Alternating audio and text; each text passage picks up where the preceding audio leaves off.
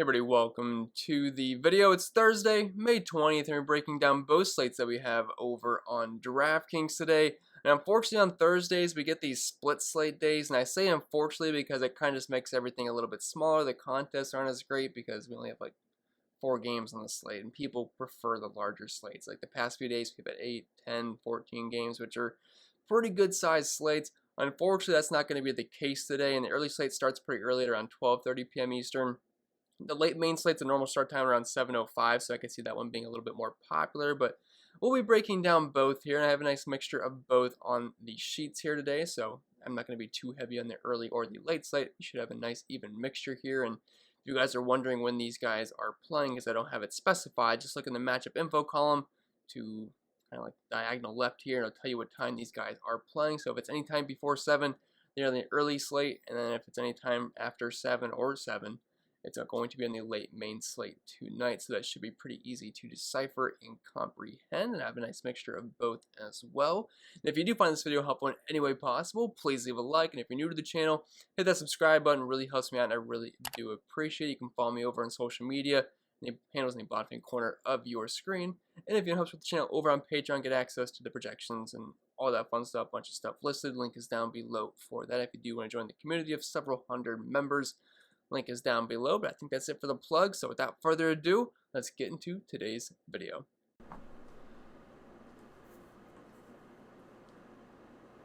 And as per usual, we'll start with the pitching and move on to the bats. And to be honest, guys, the pitching on both slates is not that great, but we can't get too picky because there's no real like hardcore aces. Like yesterday, we had Clayton Kershaw, we had Max Scherzer, Corbin Burns was on the mound, we had some other good options as well. Today, that's just not really the case, especially when you know that Tyler Mahle and Drew Smyly are my top 2 pitchers in terms of salary that I do have listed. But I think there's some upside given the matchups that they have. And we'll start with Tyler Mahle here, $9,200. They're, again, like I mentioned, there's no real like big aces on this slate. So Tyler Mahle, for one of the spend-up options in the early slate, considering that he starts at 12:30, he's not going to be the late main slate, he's going to be in the early slate here. Wasn't a whole lot to choose from here, so I could see people landing on Mahle just because of there's a lack of pitching options here. I think Tyler Mahle and Domingo Germán probably going to be a very popular pitching combination. Now, there's obviously some other options you could look at, but I think this is a decent spot for Mahle here. The one thing I will say I don't like here is that he is pitching in Great American Small Park, which is definitely a hitter's park, and San Francisco is getting a massive park upgrade going from San Francisco to Cincinnati, so that's one thing to keep in mind here. But I think this is a decent strikeout matchup here for Mahle. Now, I'm hoping I'm saying his name right. I always get it confused if it's either Tyler Mahle, or I don't think it'd be Mal. So I'm just going to roll with Mahle. Hopefully that is correct. I've never actually heard his name. I mean, obviously, I've seen him pitch before, but I just can't remember the name pronunciation there. But anyway, since last season, 83 inning sample size, he's got around a 30% K, which is pretty solid. Not really giving up too much power whatsoever. Doesn't get the most ground balls in the world, but a 3.2 ERA, 4.2 xFIP, 3.8 SIERA. These are respectable numbers. He can struggle with lefties a little bit, and he does have a walk rate close to 10%, but 11 Ks per 9. And again, I can't get too picky with the pitching here. Do I love the high fly ball rate? No, but it's still not like he's a bad pitcher or anything. He certainly has some upside. He's had some pretty solid games this year. And the one split I do like here is that the Giants, they've been very good versus left-handed pitching. Like, very, very good. Some of the best splits in the entire league. But versus righties, they're striking out at a 28.1% clip. Now, they still have some decent pop, and they are walking quite a bit. But I do like that strikeout upside for Mahle here. And like I mentioned, we can't get too picky with the pitching options, especially on the early slates. I think he grades out as a fine option here. They have a team total below 4, the Giants do, versus Mahle. He is a slight favorite and a 6.5K prop as well, so I think if it was like a 12 or 14 game slate, am I really looking to roster Mahle here? Probably not, but on a 4-game slate when there's a lack of pitching options, I think he grades out just fine for me. Drew Smyly, $8,400. He's been a guy I've stacked against so far this season. He's had a few good games mixed in there. He's kind of been on and off for the most part, but anytime a pitcher is facing Pittsburgh, you can kind of pencil them in as a decent play unless it's an absolute awful pitcher. But even then, you can use some of those guys versus Pittsburgh as well, because that current lineup they have is pretty brutal for the most part. And Drew Smyly, I think, is going to be a pretty popular play on the late main slate because there's really nothing to like too much. I think Sandy Alcantara I think he's on the late slate if I remember correctly, but I don't love the matchup versus Philly. I think he's viable. I mean, he's kind of like a similar play to Tyler Mahle in my opinion, but I think a lot of people are going to go the Drew Smyly, Vince Velasquez route just to try to save some money and spend it for the bats, because there's some good expensive bats in that slate, because on the late slate, we're going to have Toronto and Boston. You know, anytime they're in that stadium, it's kind of like Coors Field for the most part. They're very expensive, both teams, but if you're using cheaper pitching options, that does make that viable. But anyway, Drew Smyly here versus Pittsburgh, only a 3.6 implied team total against them. Pretty heavy favorite. I like the Braves today. I imagine they can pick them up the win. That 4-point bonus could go a long way. Plus, he has some strikeout upside as well. His overall numbers aren't that great. 4.03 xFIP's okay, but a 4.4 ERA, 3.84 Sierra. The underlying numbers are better than the surface numbers when you compare them to the ERA. So that's one positive thing for Drew Smyly. Plus, he has a near 28% K rate, which is pretty good. And looking at his other numbers here, a little bit below 300, which is actually better than Mahle since last season. The 191 ISO given up isn't great. I will say that. I don't like when the ISO is close to 200. And the hard contact rate is close to 40% with nearly 2 home runs per 9 innings. So there's definitely some concerns here, but Pittsburgh just doesn't really have much power here. Looking at their splits versus lefties, 25% K rate. They're walking quite a bit, but no power. WRC plus is pretty poor. The WOP is pretty low, so I like the matchup here for Drew Smyly, and that's pretty much all he is. He is purely a matchup play for the most part. And that's really all you can ask for on this slate, is just targeting pitchers in good matchups, because the options are slim.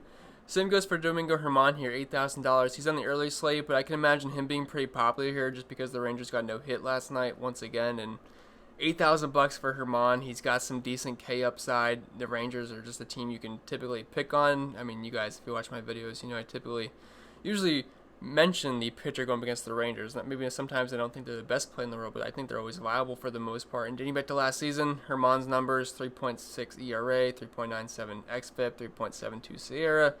Close to a 25% K rate, doesn't really walk too many guys, gets a decent amount of ground balls, although he's kind of even in the ground ball fly ball ratio, but 45% ground ball rate is actually going to be the best of any pitcher that we've talked about so far, any pitcher we are going to talk about. So it's pretty much just a matchup play here for the most part. I'd imagine the Yankees can pick up Germán the win, and while I don't think he's going to have a Kluber performance that he did last night, obviously I don't think he's going to get 50 plus points and no hitter, it should be fine. The Rangers do have a close to a 28% K rate, and while I don't think Germán's the best pitcher out there, he's definitely not terrible. Only a 4 implied team total against him. Honestly, thought that'd be a little bit lower, but I think Germán's fine at $8,000. And again, options are slim, so I'd imagine he'll be pretty popular early on. Then Vince Velasquez, $7,500. This guy can be a complete wild card, but that Miami Marlins lineup versus Rays this season has been pretty brutal. So I think people will just kind of play the matchups for the most part. I think that's what everyone's going to do in either slate today, because there's just no really top-end pitcher where, even though if they're not in a bad matchup, you're still going to play them because they have massive strikeout upside. That's just not really the case on either slate today. So I think people play the matchups, and Double V here, $7,500, only a 3.61 implied team total against him. Slight favorite, 6K prop as well. And looking at his numbers dating back to last season and a 63 inning sample size, not terrible numbers relative to his price point. The 4.7 ERA is not great, but a 4.1 xFIP, 4.1 Sierra is a little bit better. Close to a 30% K rate. I hate his walk rate. I hate rostering pitchers that struggle with walks, because that just makes things very stressful, because when you're watching your pitcher pitch and he just keeps getting guys on base, I mean, obviously bad things can happen. He will give up some power as well, close to a 200 ISO given up. So it's always a little bit of a headache rostering Vince Velasquez, but if you can stomach that, he does get nearly 12 Ks per 9, even though he has 5 walks per 9, which is not great. But it's mainly just a matchup play here versus the Marlins. And with that being said, I think that's it for the pitching, so I think we can move right on to the bats. And as I always say, keep in mind these things can change throughout the day. If a guy hits lower in the order than we'd expect him to, that'd be a downgrade for him. Like, just for an example, this isn't going to happen, but let's just say Kike, supposed to be leading off, ends up hitting 9th. Again, not going to happen, but for an example, that would probably keep me off of Kike that day. And not, again, he's going to be betting leadoff. I don't see why he wouldn't, especially versus a lefty. I'm just saying, for example, if someone hits lower in the order, it's going to be a downgrade for him, and if someone hits higher in the order, vice versa, it'll be an upgrade for him, and some of these guys don't end up making the lineup, so just something to keep in mind. But I do update this throughout the day over on Patreon. But we'll start at the catcher position, move around the diamond, hit the outfield as well. We'll start up top with Christian Vasquez here, $4,500, and anytime we're playing in the stadium in Florida with the Blue Jays, I mean, you're always going to have some interest in the offenses here, because it's a hitter's paradise, and the pitchers on the mound don't really get me too excited. I know Nick Pavetta's been having a solid season. Steven Matz has shown upside at times, but both these guys are beatable in the right matchups here. And yeah, you can sign me up. This stadium is basically a mini course for the most part. Teams typically always have high implied team totals here. And that one thing I noticed yesterday was that the Red Sox total was lowering as the day goes on, and they ended up crushing last night. I think they had like 5 or 6 runs in the first inning before Ross Stripling even recorded an out. Not saying it's going to happen again, but a lot of these righties do profile pretty well here versus Steven Matz, who's not a terrible pitcher, but he's not good enough to where I'd fade the Red Sox here. So I don't mind Christian Vasquez, Mike Zunino, $3,700, like all the Rays here versus Dean Kramer on the early slate. Massive park upgrade going from the Trop to Camden Yards, and you get those guaranteed ninth inning at bats as well. And they absolutely crushed yesterday. Oops, I think the thing went off the screen for a second, but yeah, they ended up crushing, not yesterday, but it was the day before that. I think it was on Tuesday where they were facing Matt Harvey. I think they ended up scoring, 13? It was either 13 or 16 runs, but then they had like 6 or 7 runs early on Matt Harvey. Austin Meadows, who was like 90% owned in cash games, ended up going deep. Ji-Man Choi went deep as well. If you played the chalk that day, you were looking pretty well because I feel like every chalk bat hit for the most part. So if you guys faded the chalk, definitely wasn't a great day there. Even if you did play the chalk, it was almost hard to win still because they all did well. Like Mike Zunino, he was like 35% owned. He went double dong. Like you had to play all the chalk, and even if you did play all the chalk, it was kind of hard to cash because everyone played those guys. So you kind of have playing like a 1v2 or 1v1s and 2v2s in most lineups for the most part. But Zunino, I don't think Kramer's a terrible pitcher, but they still have a team total above 5 here, and again, big park upgrade, guaranteed that thing at bats. Yeah, you can send me up for all the Rays again. For the most part, the Orioles bullpen doesn't scare me either. And then Denny Jansen, $2,800 if you just want cheap exposure to the Blue Jays, because for the most part, these guys are very expensive. Vlad, Teoscar, Simeon's like $6,000, which is kind of crazy. Randall Grichuk's not that cheap either. Kevin Biggio, he's kind of affordable, but Bo Bichette's expensive. So if you just want a cheap Blue Jay with a team total at 5.31 currently, that almost seems a bit high versus Nick Pivetta, who hasn't been terrible this year. But again, cheap exposure to arguably the best offense to target on the slate today. And then dropping down to first base, we have Anthony Rizzo, $5,000. I'm liking this Cubs and Washington game, or I guess I should say Cubs and Nationals game. Doesn't make sense to say the team name and then the city. But it looks like the wind's going to be blowing out in Wrigley. Now, it doesn't look like massive winds, but looking like it could be around 10 to 15 miles per hour out, which is definitely a big boost for the bats. And both pitchers aren't great. Joe Ross is definitely, you can definitely pick on Joe Ross, and that Washington bullpen has one of the worst xFIPs in the league this season. So I'm liking the Cubs here quite a bit. There's no total out yet because usually when there's wind in the forecast, we don't get totals in Wrigley until close to when the game starts. So if I had to guess, I'd say both teams are going to be close to 5 here. I'd say maybe like a 10 over under. Don't think we'd get to 10.5, but could be like a 9.5, 10 over under, which I like all the offense in this game. Trevor Williams is okay, but again, not someone you should like full fade bats against. So yeah, sign me up here. Anthony Rizzo, guy that does have some good power versus, I say power, good power versus right-handed pitching. And again, not scared of any of the Nationals pitching, whoever they end up throwing out there once they get to Joe Ross. Should get to Joe Ross early on. So like pretty much the entire Cubs roster here. Josh Bell, $3,500 if you want to get a cheaper option here at the lefty on righty matchup, and Josh Bell does hit right-handed pitching better than he does lefties, and I like all the Nationals here, so I like him quite a bit, $3,500.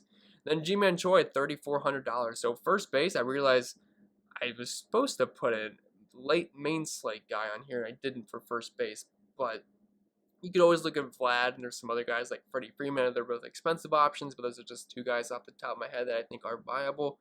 Obviously, we'd have to find a cheap guy as well, but it's going to be tough to pick a first baseman in the early slate because all these guys make plenty of sense. If you're stacking Cubs, you go Rizzo. If you're stacking Nationals, you go Bell. If you're stacking the Rays, you go Ji-Man Choi. But you can make a case for any of these guys, really, for the most part. Ji-Man Choi, I mean, he's got a super small sample size so far this year, only 9 plate appearances, but he's batting 500 with the 500 ISO. So if you like super small sample size, there you go. Ji-Man Choi's been doing great so far in a very minimal amount of plate appearances, but again, like all the Rays here for the most part. Then dropping down to second base, we have Ozzie Albies, $5,100 going against Will Crow, or Crow, I think it's Crow, but they're playing at home.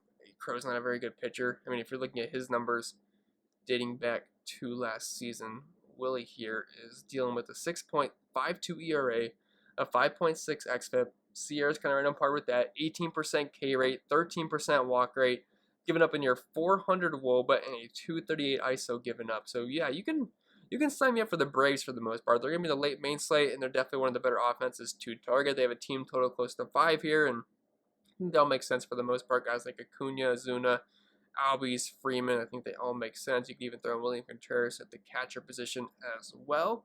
Then Brandon Lau, $4,900. If you are stacking the Rays, he should be betting cleanup here. And you get the lefty on righty matchup, which I think Brandon Lau does grade out pretty well here versus Kramer. And I could see him ending up being pretty darn popular. And then in the late slate, we have Kike Hernandez, $3,500. I think he had, 24, 27 points last night. He should be very popular once again. He hits near the top, not near the top of the order, he hits at the top of the order. Also eligible in the outfield as well, which always increases ownership when you have dual position eligibility. But the guy's always had decent pop versus left-handed pitching. And when a guy has a good night the night before and he was like 60, 70% owned in cash games, you're probably going to see similar ownership tonight, because I just don't see why you wouldn't want to play Kike Hernandez versus a lefty in this sandbox, whatever you want to call it, the Toronto Blue Jays are hosting games in right now. So love Kike, one of the top plays on either slate today. And then dropping down to third base, you can also play him at shortstop. We have Joey Wendell, $4,100, just a cheapish lefty here versus Dean Kramer. So I do like Wendell quite a bit. Last time out, he actually ended up having a pretty solid game. I think he had a triple, he had some hits mixed in there, got some runs as well. I think pretty much the entire Rays roster did good that night, so it's nothing too special there, but I still like Joey Wendell. He's actually been doing okay this year. He's batting 300, 353 WOBA, 185 ISO, and a 132 WRC+, so not too bad numbers for him. Kevin Biggio, $4,100. I kind of already talked about him earlier, but if you're just looking for cheaper exposure to the Blue Jays, you get the nice lefty on righty matchup here versus Pivetta, which Pivetta does have some decent strikeout upside, but he can still give up some power, and he's not a lockdown pitcher, so you can still use the Blue Jays here, and Vegas would agree. 5.31 implied team total. I have used Pivetta a couple times this season, but this is definitely not the matchup to do so. Then third, and still going on with third base, I should say, Starlin Castro, $3,500.